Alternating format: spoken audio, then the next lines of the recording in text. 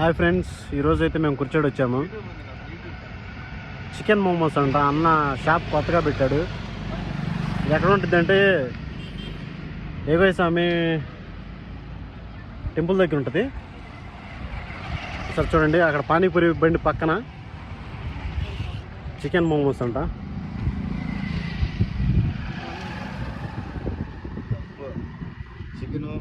చూడండి, ఇదేమో ఆలుగడ్డ, ఇదేమో పన్నీరు, ఇదేమో చికెన్ అన్నమాట. టేస్ట్ అయితే ఈరోజే మేము స్టార్ట్ చేసాం తినడానికి. టేస్ట్ చాలా బాగుంది, నాకు నచ్చింది.